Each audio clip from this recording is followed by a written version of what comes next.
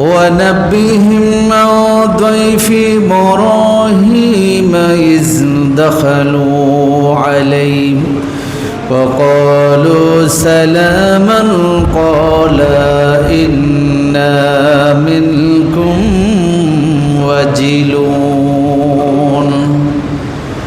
صدق الله مولانا العظيم وبلغنا رسوله النبي الحبيب الكريم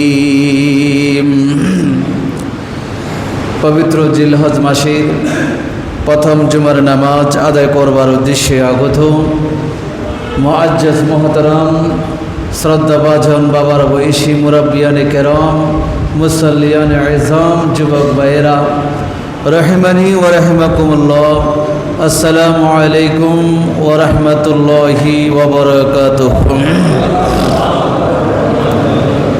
মহান রব্বুল আলামিনের পবিত্র দরবারে লক্ষ কোটি শুকরিয়ার সাজদা আদায় করছি যে মহান রব্বুল আলামিন আহকামুল হাকিমিন দয়া করে মেহেরবানি করে আমাদেরকে তার বাইতুল্লাহর মধ্যে আসার বসার তাসবিহ তাহলিল নামাজ আদায় করবার সুযোগ দান করেছেন।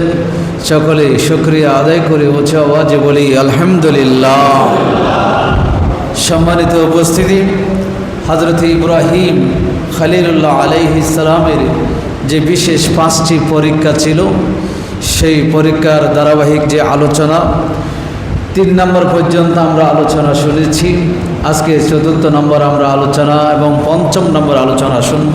সময় হলে আল্লাহ পাক রব্বুল আলামিন আলোচনা শুনে আমাদের জীবনে যে ভুলগুলো আছে সংশোধন করে জীবন গঠন করার তৌফিক দান করুন। সকলে বলি আমিন।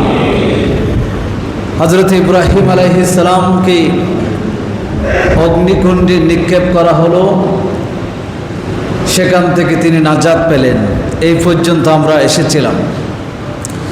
নাজাত পাওয়ার পরে ইরাকের বাবেল শহর থেকে তিনি রওনা হলেন। এক মহল্লার একটা শহরে তিনি যখন প্রবেশ করলেন, শহরের মধ্যে শুনতে পেলেন এলান হলো বাদশার পক্ষ থেকে, সমস্ত যুবকদেরকে ডাকা হয়েছে রাজদরবারে। ওই যুবকদের মধ্য থেকে ওই বাদশার মেয়ে যাকে পছন্দ করে ফুলের মালা পরিয়ে দেবে, তাকে তার সাথে বাদশার মেয়েকে বিবাহ দেওয়া হবে। ইব্রাহিম আলাইহিস সালাম অগ্নিকুণ্ড থেকে বের হয়ে জীর্ণ শীর্ণ পোশাক, ছেঁড়া কাপড়, চেহারা মলিন, খাবার নাই, এই অবস্থার মধ্যে সেই জনপদে প্রবেশ করে সেই এলান যখন শুনতে পেলেন, ওই যুবকদেরকে বললেন, তোমরা যেখানে যাচ্ছ আমি ইব্রাহিম কি সেখানে যেতে পারবো? তখন সেই এলাকার যুবকেরা বলল, সবার জন্য সেখানে যাওয়া উন্মুক্ত, কারোর জন্য কোনো বাধা নেই। সমস্ত যুবকরা, সুন্দর সুন্দর যুবকরা সুন্দর কাপড় পরে পারফিউম লাগিয়ে সেখানে সেজে গুজে রাজদরবারে উপস্থিত হল। হযরত ইব্রাহিম জীর্ণ শীর্ণ পোশাক নিয়ে তিনিও সেই রাজদরবারে উপস্থিত হলেন। পরে করে বলে সুবহানাল্লাহ। ঘোষণা মতো ওই এলাকার বাদশা ঘোষণা মতো তার মেয়েকে দাসীকে সাথে দিয়ে সেই যুবকদের মাঝে বের করে দিলেন। সেই বাদশার মেয়ে হযরতে সারা আলাইহিস সালাম অতি সুন্দরী একজন মেয়ে। ওই মেয়ে একজন একজন করে উপস্থিত সমস্ত যুবকদের চেহারা দেখে দেখে এক জায়গায় গিয়ে তিনি থেমে গেলেন। দেখলেন একটা জীর্ণ শীর্ণ পোশাক নিয়ে একটা যুবক মাটির মধ্যে বসে আছে। মাটির মধ্যে একটা যুবক বসে আছে, তাকে ডাকলেন। দাসীকে বললেন তার সাথে কথা বলো। দাসী তার সাথে কথা বলল। জিজ্ঞাসা করলো আপনার নাম কি? হযরত ইব্রাহিম বললেন আমার নাম ইব্রাহিম। হযরত সারা আলাইহিস সালাম আমার জিজ্ঞাসা করলেন কোন ইব্রাহিম? যেই ইব্রাহিমকে নমরুদ আগুনের মধ্যে নিক্ষেপ করেছিল, আপনি কি সেই ইব্রাহিম? ইব্রাহিম আলাইহিস সালাম বলেন, হ্যাঁ আমি হলাম সেই ইব্রাহিম যাকে নমরুদ আগুনের মধ্যে নিক্ষেপ করেছিল।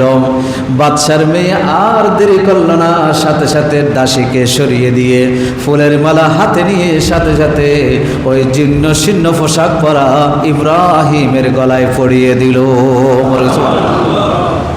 বাদশা আশ্চর্য হয়ে গেল, রাজার মেয়ে সুন্দর সুদর্শন যুবকদের গলায় পড়াবে, সেই জায়গায় একটা জীর্ণ শীর্ণ মানুষের গলায় মালা পরিয়ে দিল, খাকে পরিয়ে দিল।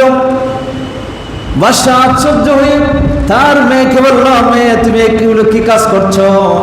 মেয়ে বলল, আমি যেটাই করেছি সেটাই ভালো করেছি, আমি এই যুবকের সাথে বিবাহে বসবো, অন্য কোনো যুবককে আমি বিবাহ করতে পারবো না।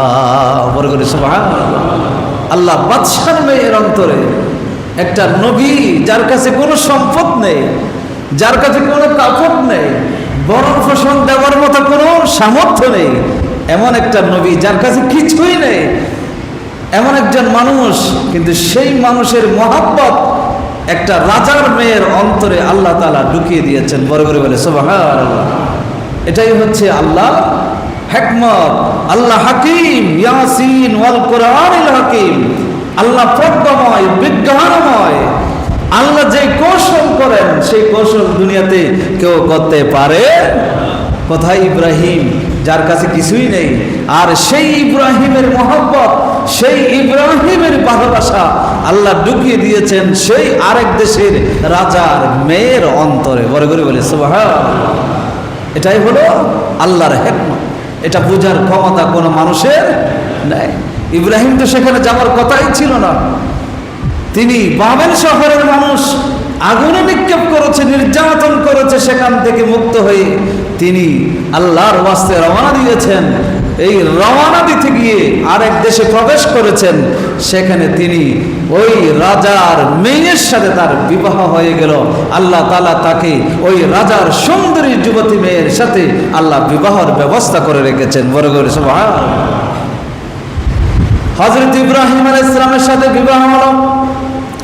ইব্রাহিম আলাইহিস সালাম সারা আলাইহিস সালামকে বললেন, আপনি আমাকে বিবাহ করেছেন এই জন্য শুকরিয়া, তবে কথা হচ্ছে আপনাকে দেওয়ার মতো আমার কাছে কিছু নেই, আপনাকে খাওয়াতে পারবো না, পড়াতে পারবো না, এই জন্য আপনি চাইলে আপনার বাবার রাজদরবারে থাকতে পারেন, আমার সাথে যেতে হবে না।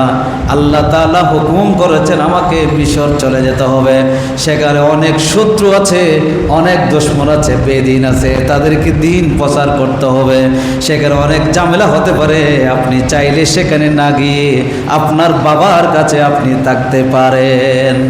হযরত সারা আলাইহিস সালাম বলেন, না, আপনার কাছে কিছু থাকুক বা না থাকুক সেটা তো আমি দেখি নাই, আমি আপনার সাথে আপনি যেখানে যাবে আমি সেখানে চলে যাব। বড় করে বলে সুবহানাল্লাহ।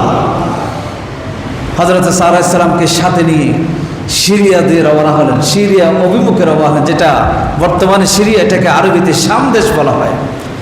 সিরিয়াতে যখন প্রবেশ করলেন, সেই সিরিয়া কোনো বর্ণনায় এসে মিশরে যখন তিনি প্রবেশ করলেন, সেখানে আরেকজন নাদেফ ইবনে নাদেফ নামে একজন জালেম বাদশা ছিল, সেই বাদশা সৈন্যরা তাকে অ্যারেস্ট করলেন। হযরত ইব্রাহিম আলাইহিস সালাম জানতেন, এই জন্য একটা সিন্দুক বানিয়ে, গাছের একটা সিন্দুক বানিয়ে সেই সিন্দুকের ভিতরে হযরতে সারা আলাইহিস সালামকে বসিয়ে তিনি মাথার উপর করে তিনি সীমান্ত পার হচ্ছিলেন। ওই দেশের সৈন্যরা যখন তাকে আটক করলো, তখন সিন্দুক নামানো হলো, সিন্দুক খুলে দেখলো একটা সুন্দর যুবতী মেয়ে সেই সিন্দুকের মধ্যে আছে।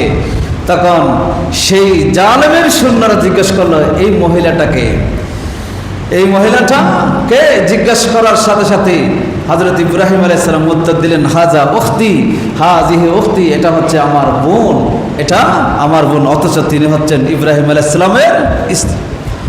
পরক্ষণে হযরত ইব্রাহিম সারা আলাইহিস সালামের কাছে এসে বললেন, সারা শুনো, আমি এই নমরুদ, এই জালেম বাদশার সৈন্যরা আমাকে জিজ্ঞাসা করেছিল, তোমার পরিচয় জানতে চেয়েছিল, আমি তাদেরকে তো বলেছি তুমি আমার বোন বলেছি, তুমি জানো আল্লাহর এই সৃষ্টি জগতের মধ্যে তুমি আর আমি ছাড়া কোনো ঈমানদার নাই। সেই ঈমানের দিক দিয়ে প্রত্যেক ঈমানদার পরস্পর বোন, এই ভাই বোন ভাই পরস্পর ভাই, সেই দিক দিয়ে আমরা দুজন হলাম ভাই বোন। এই জন্য আমি বোন বলেছি, তুমি আমাকে মিথ্যাবাদী সাব্যস্ত করো না। তোমাকে জিজ্ঞেস করলে তুমিও আমাকে ভাই হিসেবে পরিচয় দিবি। বড় করে সুবহানাল্লাহ। এটা কেন বলেছিলেন? এটা একটা যুক্ত হলে ওই সময় এই দুজনেই মোমেন ছিলেন, আর কেউ মোমেন ছিল না। সেই দিক দিয়ে ভাই বোন হতে পারে, এই জন্য বলেছিলেন। দ্বিতীয় কারণ ছিল, যদি বলা হতো স্বামী, তাহলে ওই কোনো মহিলাকে জোরপূর্বক তাদের কাছে নিয়ে যাওয়ার সময় তারা স্বামীকে হত্যা করত। এই জন্য ইব্রাহিম আলাইহিস সালাম ওই হত্যা করবে, এই জন্য ইব্রাহিম আলাইহিস সালাম স্বামী হিসেবে পরিচয় না দিয়ে ভাই হিসেবে কি দিয়েছেন? পরিচয় দিয়েছেন, কৌশল অবলম্বন করেছেন। সারা আলাইহিস সালামকে ধরে নিয়ে যাওয়া হলো বাদশার দরবারে। বাদশাহ নির্যাতন করার জন্য, তার সতীত্ব নষ্ট করার জন্য, চেষ্টা করার জন্য সে তার হাঁস কামরার মধ্যে হযরতে সারা আলাইহিস সালামকে বন্দী করল। এইদিকে আল্লাহ তাআলা ইব্রাহিম আলাইহিস সালাম অনেক দূরে, সেই জায়গা থেকে সারা আলাইহিস সালাম পর্যন্ত যত দেওয়াল ছিল, পার্টিশন ছিল, সব দেওয়ালের সেই পর্দা আল্লাহ তাআলা অদৃশ্য থেকে সেগুলো উন্মুক্ত করে দিলেন। দুনিয়ার কেউ দেখতে পাই না সারা কোথায় আছে, কিন্তু হযরতে ইব্রাহিম আলাইহিস সালাম অনেক দূর থেকে সারা ইসলামের সাথে কি হচ্ছে কি হচ্ছে না, সারা ইসলাম কোথায় বসে আছে, কি খাচ্ছে, কোন অবস্থায় আছে, সেগুলো ইব্রাহিম আলাইহিস সালাম নিজের চোখে দেখতে পেতেন। বড় করে বলে সুবহানাল্লাহ। এই যে আল্লাহ তাআলা যেখানে দেখার ব্যবস্থা ছিল না, যেখানে দেখার কোনো সুযোগ ছিল না, এত পর্দা, এত দেওয়াল, এত পার্টিশন ছিল, এত পাহারাদার ছিল, সেই জায়গায় পর্যন্ত দেখার ব্যবস্থা করে দিয়েছেন কে? কথা বলেন না, কে দিয়েছেন? আল্লাহ দিয়েছেন। তা আমরাও যদি সেই ধরনের বিপদে পড়ে, মুসিবতে পড়ে, এই ধরনের ঈমান এবং তাওয়াক্কুল যেভাবে ইব্রাহিম আলাইহিস সালামের ছিল, সেভাবে তাওয়াক্কুল ঈমান যদি বান্দার থাকে, আল্লাহ তাআলা তাকেও সেই ব্যবস্থা করে দিতে পারে না? ঈমান আছে তো? আল্লাহ কবুল করো, সকলে বলি আমিন। হযরতে সারা আলাইহিস সালামের কাছে যখন সেই জালেম বাদশা যখন গেল তার সতীত্ব হরণ করার জন্য, সারা আলাইহিস সালাম বললেন, আমাকে একটু সুযোগ দাও, ওযু করব, আমি 2 রাকাত নামাজ পড়ব। সারা আলাইহিস সালাম ওযু করলেন, 2 রাকাত নামাজ পড়লেন। নামাজ পড়ার পরে বুখারীর বর্ণনা এসেছে, তিনি দোয়া করলেন। হযরতে সারা আল্লাহর কাছে 2 হাত তুলে মুনাজাত করলেন, আল্লাহুম্মা ইন কুনতু আমানতু বিকা ওয়া বিরাসূলিকা ওয়া আহসানতু ফারজি ইল্লা লা যাওজি ফালা তুসাল্লিত আলাইয়াল কাফির। তিনি দোয়া করলেন, আল্লাহ, আমি যদি ঈমান এনে থাকি তোমার প্রতি এবং তোমার রাসূলের প্রতি, যদি আমার বিশ্বাস যদি সঠিক হয়ে থাকে, এবং সাথে সাথে আমি আমার সতীত্বকে শুধুমাত্র আমার স্বামী ছাড়া কারো জন্য আমি বিলিয়ে দিই নাই, এটা যদি সত্য হয়ে থাকে, তাহলে এই কাফের বেঈমানকে, এই জালেমকে আমার উপর তুমি সুফর্দ করিও না, আমার উপর হস্তক্ষেপ করার ক্ষমতা তাকে দিও। সেই দোয়া করলেন, সাথে সাথে আল্লাহ কি করেছেন? দোয়া কবুল করেছেন। এখানে একটা সুন্নত বিষয় এসেছে, সেই সুন্নতটা হলো, আপনার স্পেশাল কোনো দোয়ার যদি প্রয়োজন হয়, ওযু করে নামাজ পড়ে আপনার কাছে দোয়া করেন, সেটা আল্লাহ সাথে সাথে কি করবে? কবুল করবে। যেভাবে হযরতে সারা আলাইহিস সালাম দোয়া করেছিলেন, দোয়া করার আগে ওযু করে নামাজ পড়েছিলেন, সেই নামাজের পরে যখন তিনি দোয়া করলেন, আল্লাহ সেই দোয়া সাথে সাথে কি করেছেন? কবুল। এগুলো শিক্ষা আমাদের জন্য, সাথে সাথে কবুল করেছেন। হাদিসে এসেছে, ফাগুত্তা হাত্তা রাকাদা বিরিজিলিহি, এমনকি সেই জালেম বাদশা হযরতে সারা আলাইহিস সালামের দিকে হাত বাড়িয়েছিল, পা বাড়িয়েছিল, আল্লাহ সাথে সাথে তার হুঁশ বিলুপ্ত করে দিয়েছে, সে মৃত্যুশয্যায় শায়িত হয়েছে, সেইখান থেকে তার পাগুলো নড়াচড়া করছে। এই অবস্থা হযরতে সারা আলাইহিস সালাম দেখে আবার দোয়া করলেন, আল্লাহ এই মুহূর্তে এই জালেম যদি মারা যায়, তাহলে এই জালেমের যত সৈন্য আছে সারা সবাই মনে করবে আমি জালেমকে মেরে ফেলেছি, আল্লাহ তুমি তাকে মৃত্যু দিও না, তাকে আবার সুস্থ করে দাও। বড় করে বলি সুবহানাল্লাহ। আল্লাহ সাথে সাথে কবুল করলেন, আল্লাহ জালেমকেও আবার কি করে দিয়েছেন, সুস্থ করে দিয়েছেন। জালেম সুস্থ হয়ে দ্বিতীয়বার ঈসা আলাইহিস সালামের দিকে হাত বাড়ালো, আল্লাহ তাআলা সাথে সাথে তাকে আবার মৃত্যু সজ্জায় শায়িত করে দিল। এই অবস্থা থেকে ঈসা আলাইহিস সালাম দ্বিতীয়বার দোয়া করলেন, আল্লাহ কবুল করলেন, তাকে সুস্থ করে দিল। জালেম সুস্থ হয়ে আবার হাত বাড়ালো, সে আবার বেহুশ হয়ে গেল। আজ হযরত ঈসা আলাইহিস সালাম দোয়া করলেন, আল্লাহ দোয়া কবুল করলেন, সে সুস্থ হলো। সুস্থ হওয়ার পরে সে ঘোষণা দিল, তোমরা আমার কাছে যেই মেয়েটাকে নিয়ে এসেছো সেই মেয়েটা হলো আস্তে একটা শয়তান, এটাকে আমার রাজদরবার থেকে বের করে দাও, আমার দরবার থেকে সেটাকে বের করে দাও বলে সে রাজদরবারে ঘোষণা দিল। সে ঈসা আলাইহিস সালামকে শয়তান বলে ঘোষণা দিল। যারা জালেম হয় নিজের দোষ দেখে না, যারা অপরাধী হয় তারা নিজের দোষ দেখে না। সে একটা ছিল পাপিষ্ঠ, সে ছিল জালেম, সে ছিল অপরাধী, এরপরে নিজেরটা দেখে নাই। ওই যে ঈসা আলাইহিস সালামের উপর জুলুম করতে পারে নাই, ঈসা আলাইহিস সালামের সতীত্ব হরণ করতে পারে নাই, কেন পারে নাই? এই জন্য সে সারাকে বলতেছে সে সারা হচ্ছে শয়তান। জোরে বলি নাউজুবিল্লাহ। আমাদের দেশে এরকম আছে, যারা নিজের উদ্দেশ্য হাসিল করতে পারে না, অন্যায়ভাবে নিজের মকসদ হাসিল করতে পারে না, অন্যায়ভাবে আরেকজনের উপর জুলুম করতে পারে না, আরেকজনের জায়গা জমিন দখল করতে পারে না, কোনো কারণে পারে নাই, তখন নিজের উপর দোষ চাপাই না, যে অন্যায় করছে সেটা বলে না, যার জন্য পারে নাই তাকে সন্ত্রাসী হিসেবে আখ্যায়িত করে, অনেক সময় তাকে জালেম হিসেবে আখ্যায়িত করে, তাকে শয়তান হিসেবে আখ্যায়িত করে, তাকে অপরাধী হিসেবে কি করে আখ্যায়িত করে। এটা এখন আছে না রে? এগুলো হাজার হাজার আছে। এগুলো আমাদের স্বভাব নয়, ইমানদারের স্বভাব নয়, এগুলো স্বভাব হচ্ছে সেই যুগের জালেম বড় বড় বাদশা যারা ছিল তাদের স্বভাব হচ্ছে নিজের দোষ অন্যের উপর চাপিয়ে একজন নেককার ফরহেজগার মানুষকে বেঈমান বলে, চোর বলে, ডাকাত বলে, অপরাধী বলে তাকে কি করা, সাব্যস্ত করা। এটা সেই যুগের বাদশাদের স্বভাব। এখনো যাদের মধ্যে সেগুলো আছে তারাও সেই বাচ্চাদের কাতারে তারা চলে যাবে কিয়ামতের ময়দানে। ওই সমস্ত মানুষদের সাথে তাদের হাসর নসর হবে একমাত্র তাদের হাসরতের মিল থাকার কারণে। কারণ হাদিস এসেছে, মান তাশাব্বাহা বিকওমিন ফাহুয়া মিনহুম। আপনার কোন চরিত্রে, কোন আদর্শে, কোন কথায়, কোন কর্মে যখন আপনার সাথে যখন ওই রাজা বাদশাহ কোন ব্যক্তির কোন মাযহাব মিল্লাতের সাথে মিল পাবে, মিল হয়ে যাবে, তখন আপনিও সেই দলের অন্তর্ভুক্ত হয়ে যাবেন। এটা হাদিস থেকে বলা হচ্ছে। আল্লাহ আমাদেরকে কবুল করুন, সকলে বলি আমিন। যখন অত্যাচার করতে পারলো না, সতীত্ব হরণ করতে পারলো না, সারা ইসলামকে ইব্রাহিম আলাইহিস সালামের কাছে পাঠিয়ে দিচ্ছেন। এই সময় সে আরেক যুগে হযরতে হাজরা আলাইহিস সালামকে কিডন্যাপ করেছিল। তিনিও একজন আল্লাহর ইবাদত গুজার বন্দিনী ছিলেন, ফরহেজগার বন্দিনী ছিলেন, আল্লাহকে ভয় করতেন এমন একজন ফরহেজগার মহিলা ছিল। এই জন্য তাকেও বন্দী করেছিল, তার সতীত্ব হরণ করার চেষ্টা করেছিল, সেটাকেও পারে নাই। তখন হাজরা আলাইহিস সালামকে সারা আলাইহিস সালামের খেদমত করার জন্য দাসী হিসেবে তাকে দিয়ে দেন। বড় করে বলি সুবহানাল্লাহ। হযরত ইব্রাহিম আলাইহিস সালামের কাছে সারা আলাইহিস সালাম ফিরে আসলেন। ফিরে আসার পরে বলতে লাগলেন, আশআরতাল আন্নাল্লাহা কামাতাল কাফিরা ওয়াখদামা ওয়ালিদা। ইব্রাহিম, আপনি কি বুঝতে পারছেন আল্লাহ তাআলা ওই কাফেরকে হতভম্ব করে দিয়েছে, কাফেরের যত শক্তি ছিল সবগুলোকে চুরমার করে দিয়েছে। এরপরে কাফেরের পক্ষ থেকে আমাদের জন্য একটা হাদিয়া দেওয়া হয়েছে, এই দাসীটাকে আমাদের খেদমত করার জন্য হাদিয়া দেওয়া হয়েছে। বড় করে বলি সুবহানাল্লাহ। এটা বুখারীর ঘটনা। এই হাজরা আলাইহিস সালাম সহ সারা আলাইহিস সালাম সহ যখন তিনি চলে গেলেন, তখন সারা আলাইহিস সালামের যখন সন্তান হচ্ছে না, সেই জায়গায় সারা আলাইহিস সালাম নিজে ইব্রাহিম আলাইহিস সালামের সাথে হাজরা আলাইহিস সালামের সাথে বিবাহ দিয়ে দেন। বড় করে বলে সুবহানাল্লাহ।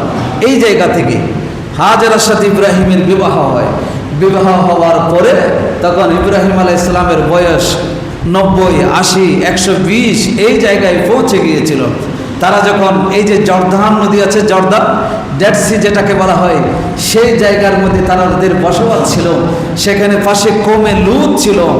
আল্লাহ ইব্রাহিম আলাইহিস সালামের স্বভাব ছিল তিনি মেহমান নিয়ে খাবার গ্রহণ করতেন। এটা আমি অনেকবার বলেছি, মেহমান ছাড়া তিনি খাবার গ্রহণ করতেন না। তখন ঘরের মধ্যে বাহির থেকে দরজা বন্ধ করে দিয়ে ইব্রাহিম আলাইহিস সালাম মেহমানের খোঁজে গেলেন, কিন্তু কিছুক্ষণ পরে এসে ঘরের মধ্যে দেখতে পেলেন রাতের বেলা যে ঘরের মধ্যে অনেকগুলো সুন্দর সুন্দর যুবক মেহমান ঘরের মধ্যে বসে আছে। বড় করে বলে সুবহানাল্লাহ। এই কথাটা আল্লাহ কোরআনে বলেছেন। আল্লাহ রাব্বুল আলামিন বলেন ওয়ানাব্বিহিম আন দাইফি ইব্রাহিম। হে আমার হাবিব, আমার রাসূলকে বলছেন আল্লাহ, হে আমার হাবিব, আপনি ইব্রাহিম আলাইহিস সালাম কেমন মেহমানদারি করতেন, ইব্রাহিম আলাইহিস সালামের কাছে কোন কোন মেহমান এসেছিল সেই ঘটনাগুলো আপনি আপনার উম্মতের কাছে বর্ণনা করেন। একদিন ইজদাখালু, একদিন হঠাৎ তার ঘরের মধ্যে মেহমান হিসেবে প্রবেশ করলো আল্লাহর রহমতের অনেকগুলো ফেরেশতা। বড় করে বলে সুবহানাল্লাহ। ফাকালু, ফেরেশতারা ইব্রাহিম আলাইহিস সালামকে বললেন সালামান, আপনার উপর শান্তি বর্ষিত হোক। সালাম দিলেন। সালাম দেওয়ার পরে ইব্রাহিম আলাইহিস সালাম বাহির থেকে ঢোকার পরে এই আগন্তুককে চিনে না, কারো কোনো পরিচয় নাই। এত সুন্দর সুন্দর যুবক যখন ঘরের মধ্যে বসা দেখলেন, ইব্রাহিম আলাইহিস সালাম বললেন ইন্না মিনকুম ওয়াজিলুন, আপনাদেরকে দেখে আমার ভয় লাগছে, আপনাদেরকে দেখে আমার ভয় লাগছে। কারণ পুরুষ তো এখানে ভিতরে প্রবেশ করার কোনো সুযোগ ছিল না, দরজা তো বন্ধ ছিল, আপনারা কোত্থেকে আসছেন? এই যে এই ধরনের পুরুষদেরকে ঘরের ভিতরে দেখে আমার ভয় লাগছে। তখন ফেরেশতারা বলল ক্বালু লা তুজাল ইন্না নুবাশশিরুকা বিগুলামিন আলীম। তারা বলল ইব্রাহিম, আমরা আপনি যেই মেহমানদের খোঁজ নিচ্ছেন সেই মেহমান নয়, আমরা হলাম আল্লাহর রহমতের ফেরেশতা, দুটি সংবাদ নিয়ে আপনার দরবারে এসেছি। বড় করে সুবহানাল্লাহ। একটা হলো শুভ সংবাদ। বলে কিসের শুভ সংবাদ? ফেরেশতারা বলেছেন ইন্না নুবাশশিরুকা বিগুলামিন আলীম, আই হালিম। তাফসীরে বলেছেন আপনাকে একটা সন্তানের শুভ সংবাদ দিচ্ছি, যেই সন্তানটা সহনশীল হবে, জ্ঞানী হবে। ইসমাইল আলাইহিস সালামের শুভ সংবাদ তিনি দান করলেন, আপনার একটা সন্তান হবে। তখন হযরত ইব্রাহিম বললেন নাবাশশারতুমুনি ওয়া আলা আলামাস আনমাসানিয়াল কিবারু ফাবিমা তুবাশশিরুন। বলে আপনি আমাকে শুভ সংবাদ কিভাবে দিবেন? আমি তো বার্ধক্যে উপনীত হয়েছি, চুল দাড়ি সব সাদা হয়ে গেছে, আমার স্ত্রীও বুড়ো হয়ে গেছে, তাহলে আমার সন্তান কোত্থেকে হবে? হযরত ইব্রাহিম আলাইহিস সালাম যখন সেটা বললেন তখন ক্বালু বাশশারনাকা বিল হক, বলে আপনাকে এটা সত্য সত্য একটা সন্তানের সংবাদ দেওয়া হচ্ছে। আপনি ফালা তাকুম মিনাল কানিতিন, নিরাশ যারা হয়ে যায়, আল্লাহর রহমত থেকে যারা নিরাশ হয়ে যায় তাদের অন্তর্ভুক্ত আপনি হবেন না। বড় করে বলে সুবহানাল্লাহ। আল্লাহ ইব্রাহিম আলাইহিস সালামের সন্তানের শুভ সংবাদ দিলেন, বললেন আপনি নিরাশ হবেন না। যারা নিরাশ হয়ে যায়, আল্লাহর উপর ভরসা করতে পারে না, যাদের ভিতরে আল্লাহর ভরসা নাই, যারা আল্লাহর উপর ভরসা না করে দিক বেদিক ছুটাছুটি করে, এই নিরাশ ব্যক্তিদের অন্তর্ভুক্ত আপনি হবেন না। আপনি তো একজন নবী, আপনার তো সবসময় আল্লাহর উপর তাওয়াক্কুল থাকা দরকার, আল্লাহর উপর ভরসা থাকা দরকার। সুতরাং আপনি সেই আল্লাহর উপর ভরসা করেন। আপনি বুড়া হলেও, আপনার স্ত্রী বার্ধক্য উপনীত হলেও, চুল দাড়ি সাদা হয়ে গেলেও, তারপরও আল্লাহ চাইলে আপনাকে সন্তান দিতে, কথা বলেন না, দিতে পারে কিনা? আল্লাহ চাইলে সব দিতে, সব আল্লাহর কুদরতে হাতে, এটা আল্লাহ প্রমাণ দিয়েছেন। সায়েন্স বলছে একজন মহিলা যখন 55 বছর উপনীত হয় তখন সন্তান ধারণ করার ক্ষমতা এটা অটোমেটিকলি উঠে যায়। কয় বছর? 55 বছর। একটা মহিলা যখন 55 বছরে পদার্পণ করে, 55 বছর যখন বয়স হয় তখন সন্তান ধারণ করার ক্ষমতা তাকে না। কিন্তু ওই সময়ও যদি আল্লাহ চায় দিতে পারে কিনা? আল্লাহ চাইলে দিতে পারে, সেটা প্রমাণ আল্লাহ দিয়েছেন। ইব্রাহিম আলাইহিস সালামের বয়স 120 বছর হয়েছিল, সারা আলাইহিস সালামের বয়স হয়েছিল অনেক, হাজর আলাইহিস সালামের বয়স হয়েছিল অনেক। এরপরও আল্লাহ বলতেছেন আল্লাহ চাইলে আপনাকে দিতে পারে। এই জন্য আপনি আল্লাহর উপর তাওয়াক্কুল করুন। নিরাশ যারা হয়ে যায় সেই ব্যক্তিদের অন্তর্ভুক্ত আপনি হবেন না।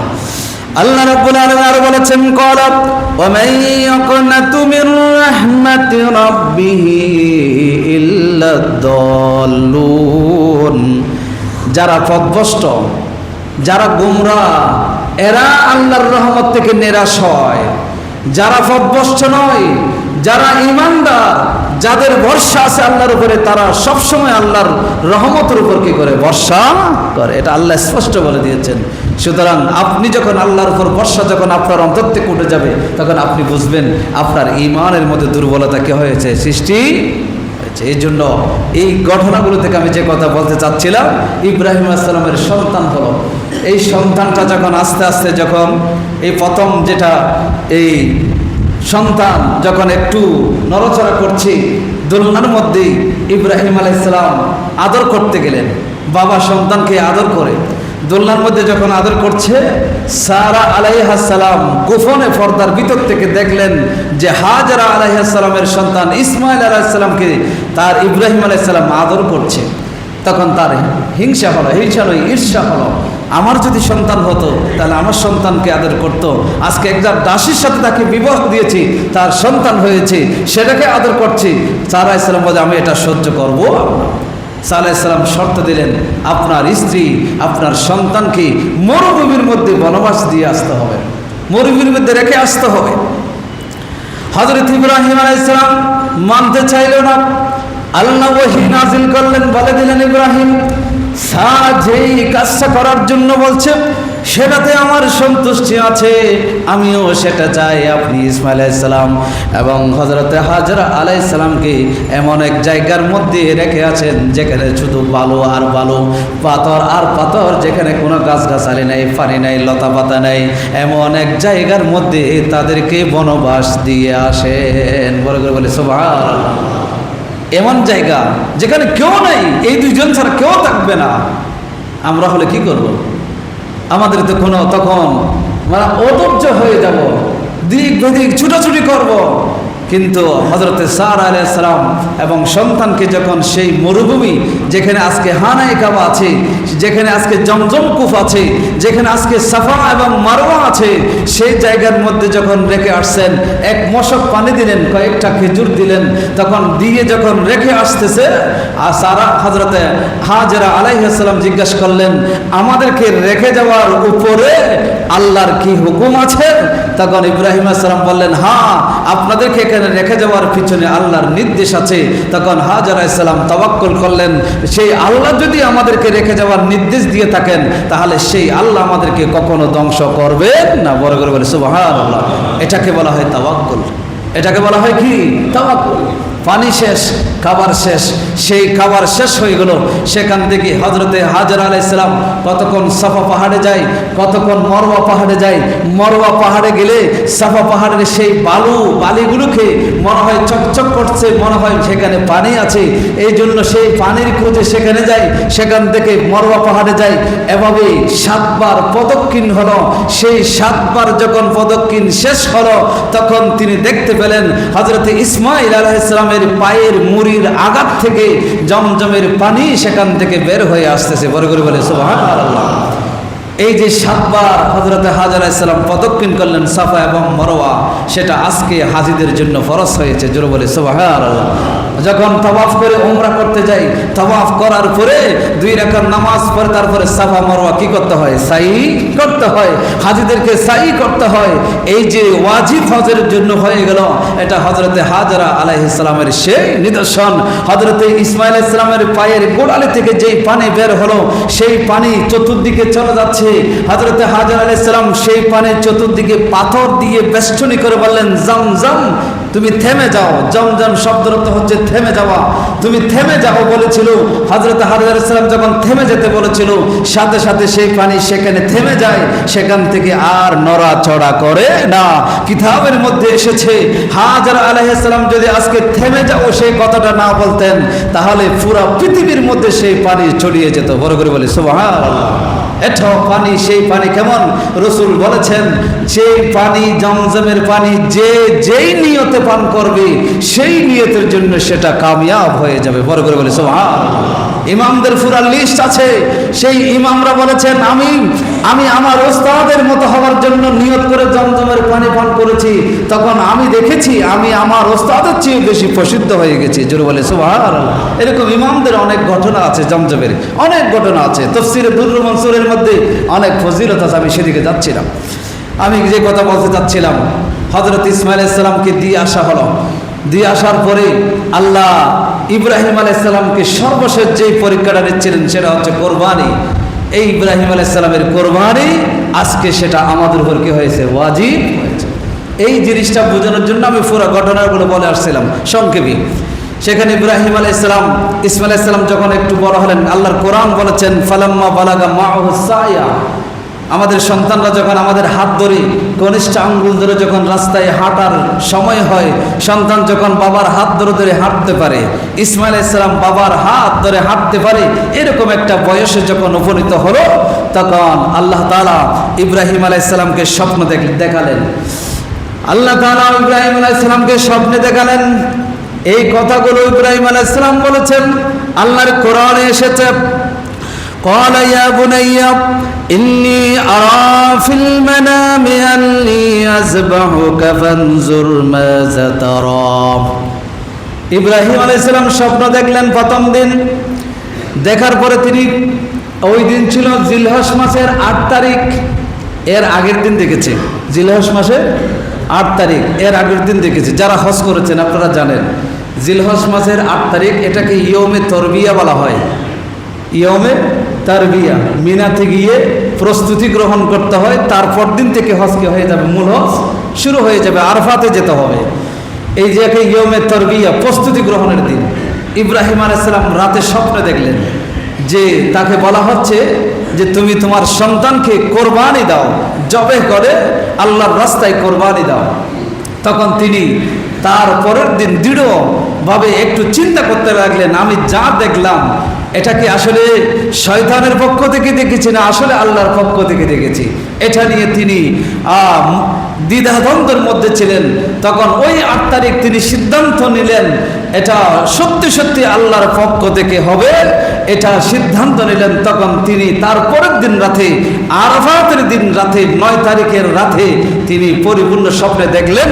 আল্লাহ তাআলা আবার স্বপ্নে দেখালেন, ইব্রাহিম তুমি তোমার সন্তানকে কি করো? আল্লাহর রাস্তায় কোরবানি দাও। বড় করে সুবহানাল্লাহ। সেই দিন ছিল আরাফাতের দিন। সেই দিন তিনি একদম সঠিক সিদ্ধান্ত নিয়ে ফেললেন, আমাকে সন্তানকে কোরবানি দিতে হবে। আরাফাত থেকে 9 তারিখ সূর্য অস্ত যাওয়ার সাথে সাথে হাজিদেরকে চলে আসতে হয় মুজদালিফায়। সেখানে এসে মাগরিব এবং এশার সময় রাত যতক্ষণ হোক না কেন সেখানে একসাথে আদায় করতে হয়, তাঁবুর মধ্যে আদায় করতে হয়। সেই আরাফাতের ঈদের রাত্রে, আরাফাতের দিবাগত রাতে, কোরবানের আগের দিন রাতে ইব্রাহিম আলাইহিস সালাম আবার স্বপ্ন দেখলেন, ইব্রাহিম তুমি তোমার সন্তানকে আল্লাহর রাস্তায় কি করো? কোরবানি করো। তখন এর পরের দিন ছিল ইয়মুন নাহার, কোরবানির দিন। কিসের দিন ছিল? ইয়মুন নাহার, কোরবানির দিন। আমাদেরকে কোরবানি দিতে হয় কোন দিন? ওই ইয়মুন নাহার 10ই জিলহজের দিন আমাদেরকে কি দিতে হয়? কোরবানি দিতে হয়। কোত্থেকে আসলো? ওই ইব্রাহিম আলাইহিস সালাম সেই দিন নিজের সন্তানকে ঘর থেকে নিয়ে তিনি কোরবানি দেওয়ার জন্য যাচ্ছিলেন। যাওয়ার সময় সর্বপ্রথম ওই মাকে ইবলিস এসে হাজর আলাইহিস সালামকে বলতে লাগলো, তোমার সন্তানকে তার বাবা কোথায় নিয়ে যাচ্ছে জানো? বলে কোথায় নিয়ে যাচ্ছে? বলে তোমার সন্তানকে জবে করার জন্য নিয়ে যাচ্ছে। বল তখন হাজর আলাইহিস সালাম বললেন, এত বড় তাওয়াক্কুল ছিল নবীর প্রতি, ইব্রাহিমের প্রতি, কোন বাবা কোন সন্তানকে কি করতে পারে না? জবাই করতে পারে? যদি এখন পারে, এখন পারে না? অনেক বাবা আছে মিডিয়াতে আসে, নিজের সন্তানকে কি করে? মেরে ফেলে। আছে না নাই? নিজের মেয়ের সাথে অবৈধ কাজ করে। এরকম বাবার নজিরও, বাবার দৃষ্টান্ত এখন সমাজে আছে না নাই? আজকে সমাজের মধ্যে যে অনৈতিক কাজগুলো, যে 2 বছরের শিশু, 3 বছরের কন্যা শিশু, এগুলো পর্যন্ত আজকে আমাদের সমাজে কি নয়? নিরাপদ নয়। এটা আইয়ামে জাহিলিয়াতকে হার মানিয়েছে। আইয়ামে জাহিলিয়াতে এরকম ছিল না। কোন পুরুষ অন্য কোন পুরুষের মেয়েকে এভাবে অত্যাচার করতো না। তারা করতো কি? মেয়ে সন্তান জন্ম হলে ইজ্জত সম্মানের হানি হবে এই জন্য নিজে জীবিত কবর দিয়ে দিত। কিন্তু তারা একে অপরের মেয়ের উপর নির্যাতন তারা করত এগুলো আইয়ামে জাহিলিয়াতে ছিল না। আজকে যে সমাজে আমরা চলে এসেছি, আল্লাহ সবাইকে বোঝার তৌফিক দান করে, সকলে পড়ি আমিন। সময় শেষের দিকে আছে, বাকি কথাগুলো ইনশাআল্লাহ আগামী জুমে ঈদের দিন বলবো। আমি যে কথাগুলো আজকে বলতে চাচ্ছি, এক নম্বর হচ্ছে আমাদেরকে কোরবানি দিতে হবে। আমরা কোরবানির জন্য কাদের প্রস্তুতি নিতে হবে, কাদেরকে কোরবানি দিতে হবে? হাদিসে এসেছে মাল্লাহু মালুন, অথবা এসেছে মান ওয়াজাদা ওয়াসাআতান, যার সামর্থ্য আছে, যার সম্পদ আছে, ফালাম ইউদাহি, সে কোরবানি দেয় নাই সামর্থ্য থাকার পরও, রসুল বলেছেন ফালা ইউকাররিবান্না মুসাল্লানা, সে যেন আমার ঈদগাহে যেন না আসে। যার সামর্থ্য আছে কোরবানি দেয় নাই, সে যেন কোথায় না আসে? কথা বলেন না, কোথায়? ঈদগাহে এসে নামাজ পড়ার তার কোনো দরকার। এখন আপনি প্রশ্ন করতে পারেন সামর্থ্য কি? জাকাতের জন্য সামর্থ্য যেটা, কোরবানির জন্য সামর্থ্য সেটা হচ্ছে কি 7.5 ভরি স্বর্ণ অথবা 52 তোলা রূপা। জাকাত যদি আমরা স্বর্ণ হিসাব করি তাহলে কোরবানি ওয়াজিব তেমন মানুষের উপর হবে না, কিন্তু সমাজে রূপা আছে প্রায় 5,700 টাকা করে ভরি রূপার মূল্য আছে। সেই হিসাবে 3 লক্ষ টাকা পর্যন্ত যাদের কাছে জমা আছে তাদেরকে অবশ্যই কি দিতে হবে? কোরবানি দিতে। আর এরা যদি কোরবানি না দেয় তাহলে তাদের ঈদের নামাজের কোনো দরকার। কথা ক্লিয়ার হয়েছে? কয় লক্ষ টাকা জমা থাকলে? 3 লাখ টাকা জমা থাকলে অবশ্যই আপনাকে কোরবানি দিতে হবে। দ্বিতীয় মশলা হচ্ছে, যারা কোরবানি দিচ্ছেন, একই পরিবারে 3 ভাই 4 ভাই 5 ভাই আছে, 5 ভাই মিলে কোরবানি দিচ্ছেন, তাহলে এখানে 5 ভাইয়ের মধ্যে সবাই সমান টাকা দিতে পারে নাই, মায়ের হাতে বাবার হাতে দিতে পারে নাই। এক ভাই দিছে 50,000, কেউ দিছে 20,000, কেউ দিছে 30,000, সবগুলো মিলে একটা গরু কিনা হলো, কিন্তু মাংসগুলো ভাগ করার সময় সমান সমান যদি ভাগ করা হলো তাহলে অনেকে এখানে নারাজ হতে পারে। বলে এখানে নারাজ হওয়ার কিছু নেই, শরীয়ত সেটাই বলেছে। দেওয়ার সময়, টাকা দেওয়ার সময় কম বেশি হতে পারে, একই ভাই হলে, একই মায়ের সহোদর ভাই হলে যদি কম বেশি টাকা যদি দিয়ে থাকে কোনো অসুবিধা নেই, কিন্তু বন্টন করার সময় সমান সমান কি করতে হবে? বন্টন করতে হবে। এটা মশলা মনে রাখবেন। সাথে সাথে কারো ইনকামের মধ্যে যদি হারাম থাকে, 1 পয়সাও যদি হারাম থাকে, অনেকে বলতে পারে আমার হারামগুলো তো আমি সেপারেট করে রেখেছি। ভাই, আপনি সেপারেট করে পার্থক্য করে রেখেছেন, পৃথক করে রেখেছেন। আপনি আমাকে বলেন 1 মণ দুধের মধ্যে যদি 1 ফোঁটা যদি পেশাব পড়ে তাহলে সেই পেশাবটাকে সেখান থেকে পার্থক্য করা যাবে? সেটা কখনো পার্থক্য করা যাবে না। সেই দুধগুলো পান করা যাবে। অনুরূপভাবে আপনার কোটি টাকা হালাল, কিন্তু 10 টাকা আছে হারাম, সেই হারাম টাকাটা আপনার জীবনে থাকার কারণে ওই কোটি টাকা সবগুলো হারাম হয়ে গেছে। সেই হারাম টাকা দিয়ে যদি কেউ কোরবানি করে তার তো হবেই না। সে যদি শরীক যদি কারো সাথে করে, ওই শরীকদারের কোরবানিও হবে না। এই জন্য হারাম টাকা যাদের আছে, যাদের শরীরে হারাম আছে, আপনারা সাবধান, হারাম থেকে বিরত থাকুন। 1 লোকমা 1 গ্রাস হারাম আপনার শরীরে প্রবেশ করার কারণে 40 দিন পর্যন্ত ইবাদতকে হয় না কবুল। আর প্রতিদিন হারাম খাচ্ছেন, আল্লাহ জানে কোনো দিনের ইবাদত আল্লাহর দরবারে কবুল হয়েছে কিনা। এই জন্য অনুরোধ করব, হারাম থেকে বিরত থাকবেন এবং হালাল দিয়ে কোরবানি করার কি করবেন? চেষ্টা করবেন। আল্লাহ পাক রব্বুল আলামিন আহকামুল হাকিমিন আমাদেরকে এই কোরবানির বিষয়গুলো বোঝার এবং আমল করার তৌফিক দান করে, সকলে বলি আমিন। আগামী বৃহস্পতিবার 7:30টায় আমরা ঈদের নামাজ আদায় করব। আল্লাহ তাআলা আমাদের সকলকে একসাথে 7:30টার সময় 7:30 সময় যেন আমরা ঈদের নামাজ আদায় করতে পারি, আল্লাহ কবুল করুন। সাথে সাথে ঈদের দিন রাস্তার মধ্যে অনেক ভাইয়েরা ঈদের নামাজের শরিক হয়, এই জন্য আপনারা পশু এনে রাস্তার মধ্যে যদি রাখেন, সাথে সাথে সেই ঈদের জামাতের আগে সেটা পরিষ্কার করে দিবেন, যাতে করে আমার ইমানদার ভাইয়েরা যেন সেখানে কি করতে পারে? নামাজ আদায় করতে পারে। সেই ব্যবস্থা আপনারা করবেন। সব দিকে খেয়াল রাখবেন, সমাজ পরিষ্কার রাখবেন, পবিত্র রাখবেন। এই দায়িত্বটুকু আপনাদেরকে স্মরণ করিয়ে দিয়ে আজকে শেষ করছি। ওয়াখির দাওয়ানা আলহামদুলিল্লাহ।